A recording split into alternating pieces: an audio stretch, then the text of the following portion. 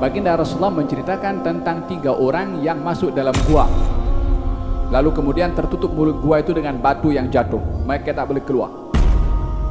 Maka mereka masing-masing berdoa kepada Allah sebagai senjata yang begitu ampuh, yaitu berdoa. Satu mengatakan, ya Allah, aku adalah orang yang berbakti kepada orang tuaku, sehingga satu hari aku membawa susu untuk kuberikan kepada orang tuaku. Aku dapati orang tuaku dalam keadaan tidur. Anak kecilku meraung-raung dan menangis ingin minta susu daripada aku. Aku tak berikan sebelum aku bagi kepada orang tuaku terlebih dahulu. Bila mana amal bakti aku kepada orang tuaku ini adalah amal yang Engkau kabulkan, maka keluarkanlah kami daripada masalah dengan masalah yang kami hadapi. Batu itu bergerak sikit, menunjukkan amal perbuatannya adalah maqbul. Faham tum? Dia bertawassul dengan amal perbuatannya. Yang satu pula mengatakan, ya Allah, aku mempunyai seorang kaki tangan yang bekerja dengan aku, yang satu hari ketika tiba waktu untuk aku beri gaji kepadanya, dia tak datang untuk ambil gaji. Maka dia pun pergi dan lama tak jumpa. Aku kembangkan duit gaji itu dengan diniagakan, sehingga duit itu menghasilkan kambing yang banyak. Satu hari orang itu datang menuntut gajinya daripada aku. Aku berikan semua gajinya, termasuk hasil daripada dikembangkan itu duit, dibisniskan itu duit, yakni kambing itu sudah diserahkan.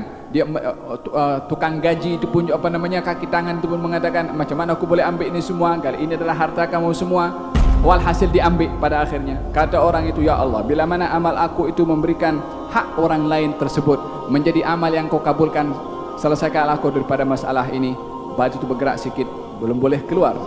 Sehingga yang ketiga, orang yang dia didatangi oleh seorang perempuan, lalu kemudian perempuan itu meminta hutang. Lelaki itu mengatakan bahwasanya kamu kalau ingin aku beri hutang, hendaklah menyerahkan kehormatan kamu kepada aku. Dalam keadaan terpaksa perempuan itu mengiyakan. Maka saat perbuatan itu akan dilakukan, perempuan itu mengatakan kepada lelaki tersebut, la tafuddal khatim illa bihaqqi. Jangan kamu melakukan perkara yang sedemikian kecuali dengan cara yang dihalalkan oleh Allah Subhanahu wa taala. Maka diingatkan tentang hukuman Allah Subhanahu wa taala kepada lelaki tersebut. Maka lelaki itu pun berhenti dan lalu tidak melakukannya, lalu dihalalkan duitnya kepada perempuan itu. Kata lelaki itu mengatakan, ya Allah, bila mana amal aku ini, yakni amal apa yang dia buat? Amal menghindarkan diri daripada berzina. Kalau Engkau terima, maka selesaikanlah aku daripada masalah ini. Barulah batu itu terbuka dan mereka adalah keluar dengan selamat. Mereka berdoa dan bertawassul dengan amal perbuatan mereka. Di antaranya salah seorang daripada mereka bertawassul dengan perbuatan amal menghindarkan diri daripada perbuatan dosa saat dirinya mampu untuk berbuat dosa tersebut.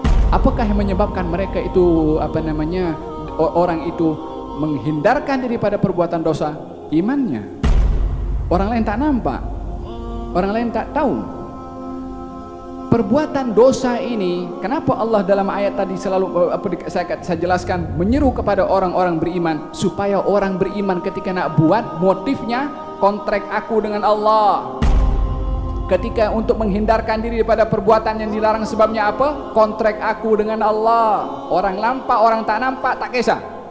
Ini kontrak aku dengan Allah Subhanahu wa taala, untuk buat apa yang Allah suruh, untuk tidak buat apa yang Allah larang. Ini hakikat keimanan seseorang yang dia telah buat janji dengan Allah Subhanahu wa taala. Aku janji. Ya kan? Kita kalau pergi masuk kerja kan ada ada aku janji, datang on time. Sama kita dengan iman tu, aku janji juga dengan Allah Subhanahu wa taala. Bezanya adalah kalau kita pergi masuk kerja ada dia punya kalau masuk ada punch card itu. Kita dengan Allah kita punya iman. Tak payah punch card, Allah tahu apa kita buat.